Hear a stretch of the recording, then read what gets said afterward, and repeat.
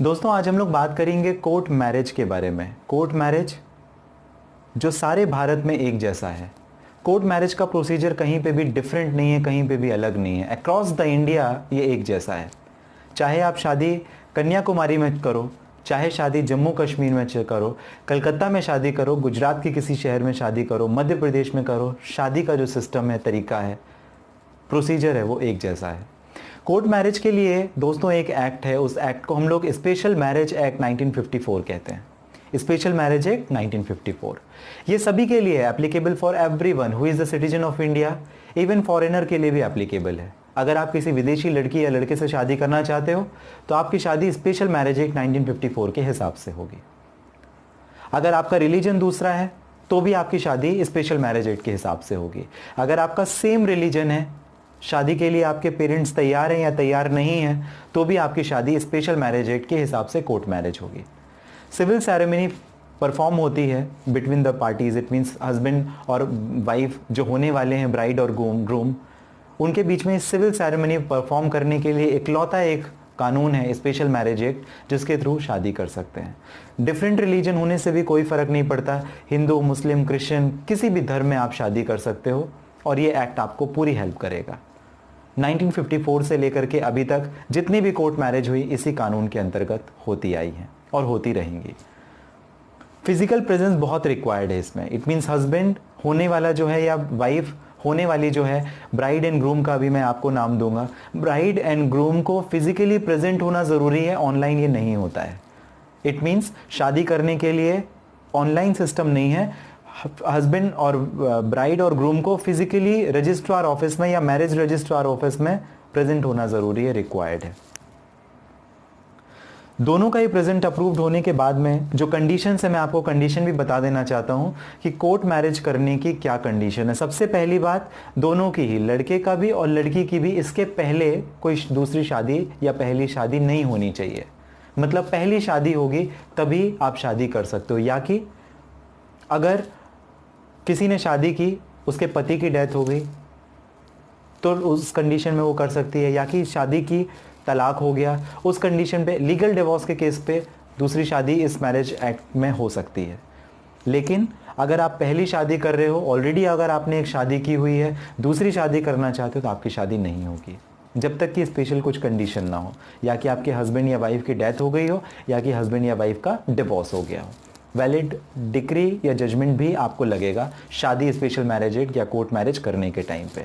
Valid consent ज़रूरी है, लड़का और लड़की दोनों की वैलिड कंसेंट ज़रूरी है। लड़के की उम्र 21 साल और लड़की की उम्र 18 साल कंप्लीट हो गई हो तभी शादी कर सकते हैं, कोर्ट मैरिज कर सकते हैं इंडियन लॉ के हिसाब से।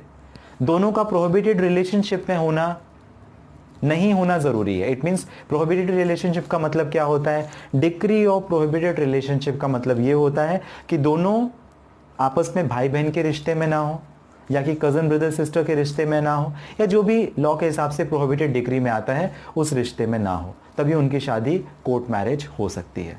स्टेप्स क्या क्या इन्वॉल्व है, स्टेप्स के लिए मैं आपको बता दूं। सबसे पहले अगर आपको कोर्ट मैरिज करनी है तो इंटेंडेड नोटिस आपको सर्व करना पड़ता है। एक नोटिस सर्व करना पड़ता है मैरिज के लिए, मैरिज रजिस्ट्रार ऑफिस में।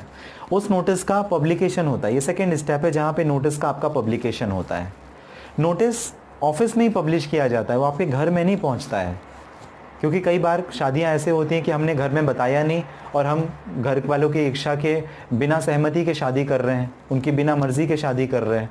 तो इस कंडीशन में अगर आपको ऐसा डर है कि नोटिस आपके घर पहुंच जाएगा या घर वालों को इन्फॉर्मेशन रहेगी, ऐसा नहीं है। नोटिस का कॉपी मैरिज रजिस्ट्रार ऑफिस में पब्लिश किया जाता है, चिपकाया जाता है, और 30 दिन के अंदर अगर कोई ऑब्जेक्शन नहीं आया, अगर किसी को ऑब्जेक्शन करना है तो ऑब्जेक्शन कर सकते हैं, लेकिन अगर किसी ने ऑब्जेक्शन नहीं किया तो दोनों bride and groom declaration sign करते हैं।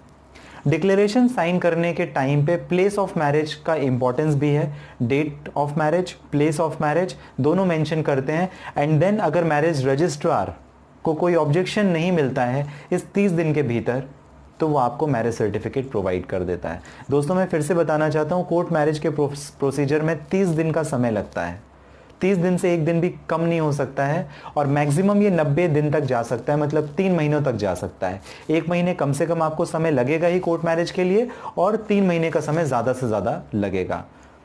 आपको एप्लीकेशन सबमिट करना है।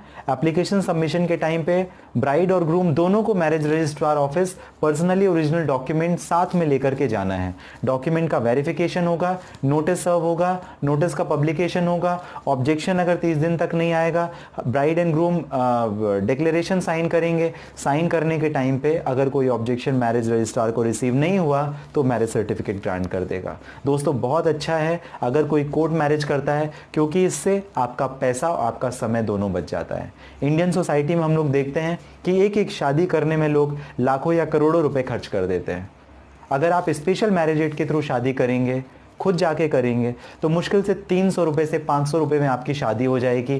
किसी एजेंट या किसी अटॉर्नी या किसी लॉयर की भी आप हेल्प लेंगे तो 5 से 10 हज़ार, मैक्सिमम 15,000 आपका खर्चा आएगा। वो सारी आपको लीगल फैसिलिटी प्रोवाइड करके आपकी शादी करा करके मैरिज सर्टिफिकेट भी आपको दे देगा। काफ़ी आसान तरीका है, कोई भी तकलीफ नहीं है, आपके पैसे आपके समय बचेंगे, आपको कोई भी इसमें तकलीफ नहीं आने वाली है। दोस्तों इसके बावजूद अगर आप मुझे कोई सवाल पूछना चाहते हैं, निश्चित रूप से आप मुझे कमेंट बॉक्स पे मेंशन कीजिए। मैं पूरी कोशिश करूंगा आपके सवालों का जवाब देने के लिए। अगर आप मुझे कोई सुझाव देना चाहते हैं, निश्चित रूप से आप मुझे सुझाव दीजिए।